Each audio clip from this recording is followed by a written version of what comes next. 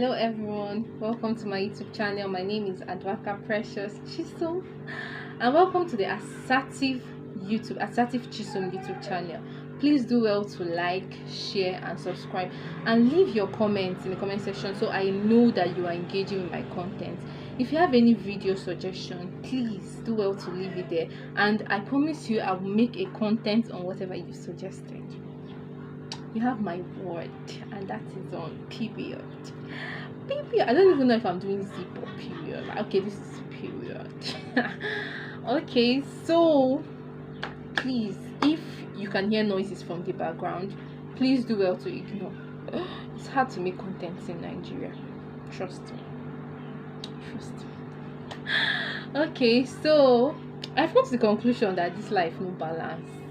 This life that we are in no balance, but we are about to take over. Okay, don't mind me. Okay, so with that being said, I feel like this life is not white and black. This life has a gray area to it, and until we understand that life has a gray area to it, we'll be more compassionate and less judgmental of people. Because it's easier to be like, look at what she's doing, God forbid, I can never do that. What I am going to tell you is that you can never judge a situation that you have never been in. And trust me, you can never judge a situation that you've never been in. So I want to be like, come, I want to tell you something. It's easier for you to read and understanding. It's easier for you to find food on your table every day. It's easier for you to change your wardrobe, but it's not easy for the others. And you have to understand that. You have to understand that and be more compassionate with people. Excuse me, I think this my phone is giving me wahala. Okay, so I feel like once you understand this, you'll be more compassionate with people and less judgmental of them. Okay, so with that being said, for example, let me use a case scenario. Let me say two boys here, two girls here. In the first hand, we have Nnamdi and Obinna. If you have these names, please, I'm just using this as a case study. I don't mean you, okay? Nnamdi grew up in a ghetto where his father is a drunk, his mom is prostituting and doing one small side business to make ends meet. And he believes the orientation he has of life is that he has to struggle to succeed. He has to maneuver through life. He has to pull people down to get himself to survive. Do you get, like, I don't know I'm going to put it, but you understand what I'm saying? On the other hand, Obinna grew up in a family where he got all he wanted: clothes, money, the best of schools. Even when he continued failing his jump, they kept on pushing him and made sure that he got into the university. After that, he already has a job waiting for him outside. And then he finds the love of his life and he got married. Okay, let's take another scenario. Amaka and Ngozi. Amaka grew up in a middle class family. She had all she wanted. She wrote her admission once and everything went smoothly for her. Not that she did not have challenges, but not that all these people did not have their own challenges. But as you can see, some people's challenges are way greater than the others' challenges. Now, Nnamdi has to do with the emotional stress of growing up in a family that is one kind. Imagine having a father that is a drunk. He comes home misbehaving. That will take an emotional toll on Nnamdi. Do you get? As against Obinna. Obinna grew up in a home where he saw even though his parents quarreled, but it's not as critical and he doesn't need much. He doesn't go through much emotional dilemma, or he doesn't have a lot of things to heal from when it comes to his family background, unlike Nnamdi. Coming here, Amaka wrote her admissions once, got everything once.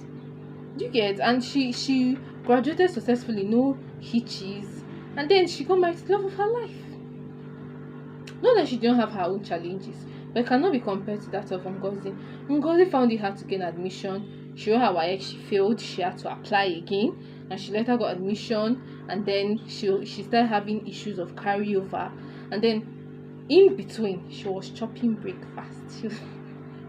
She was having a lot of heartbreak. Now Ngozi, compared to Amaka, has a lot of emotional baggages which she has to heal from, as against Amaka. Amaka has emotional baggages, but it's not going to be as much as that of Ngozi. At least life is way more easier for Amaka compared to Ngozi. Do you get? This is not a comparison. I'm trying to bring to you the realities of life. Now when Amaka and Ngozi, when they meet,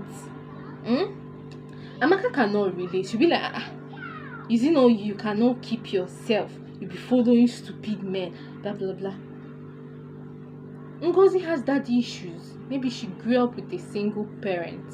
She's having daddy issue, and most times you attract people like your father. Maybe she grew up with her father, but her father was not the best example of what a man should be in a woman's life, and unconsciously she attracts people like her father. But Amaka, because of everything went smoothly for her, she doesn't understand why Amaka keeps crying about men and following fuck boys. Do you get? On the other hand, let's take for example Amaka and Ngozi. They are Christians. Amaka has a smooth Christian life. Not that she doesn't have challenges, but at least if she pray, last God will answer her fast. Do you get? Ngozi, on the other hand, sorry about that. Ngozi, on the other hand, she has a little bit of challenges. Maybe she prays and she doesn't see the answer, and she finds it hard to still trust God because everything that is happening to her doesn't give her an opportunity to even trust God. She feels like the whole entire universe is against her, including her creator. And you don't have to judge these people. For example, if Ngozi gets married to Obina, you see that there is social clashes. That is why most times they will have issues, because this person cannot understand. Just like cultural shock, you are getting married to a white man, and some of the things you are doing is like, you're eating a bar, you're using your hand to eat, you're not using like, they don't understand it because they cannot relate. And that's why when you are judging people, you don't even understand where they are coming from. You see that if these two people get married, there's a lot of clash and hitches because they have different orientation to life. Do you get my point now? This is how life is. Life has a gray area, sorry. And what you have to understand is where you came from is not your fault. You may have been sexually abused as a young girl, and you had the flower at a very young age, and you grow up and you don't understand your huge appetite for men, and you're feeling like, am I so unchristian? Why is it easier for her to navigate? Why am I like this? Am I possessed and all these things? No, you need to heal. Being a Christian and getting salvation does not remove the fact that you need healing. The Holy Spirit is there to guide you and help you, and most times in the place of prayer he kind of reveals all these things.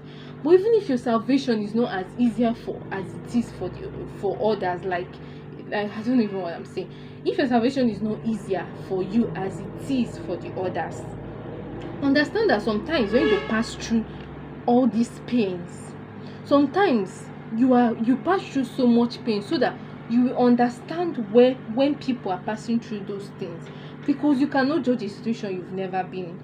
You cannot understand a pain you've never experienced, and that is why most times your life doesn't move as smooth as others, because there is a calling upon you that is different from your calling is different from the calling of others. So sometimes you pass through so much that you tend to wonder what is happening. But all these things are to get you to where you are supposed to get to. So with this being said, if you understand this, it will help you get more self-aware.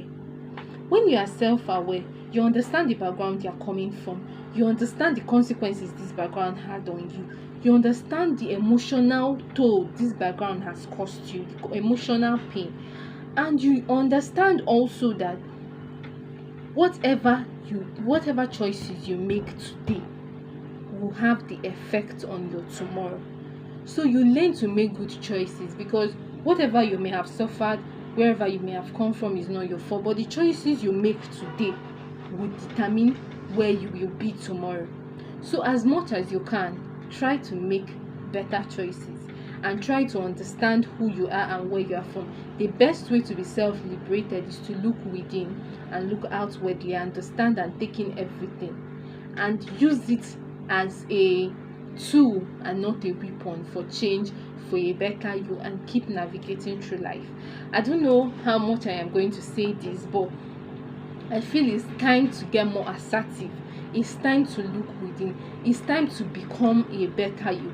It's time to also be compassionate of others. If you are in the better part of life, be compassionate to others as much as you can. If you have it better than others, learn to give, learn to be a shoulder to cry on, learn to cry on, learn to be less judgmental of people. I feel like the Christian community, they are mostly the most judgmental set of people I've ever met. What if we try to be more tender with people, more compassionate with people? I'm not saying you should let people behave in a certain kind of way, but don't just write people off. Don't write people off. Make sure that you are there for people, because you don't know what they have been through.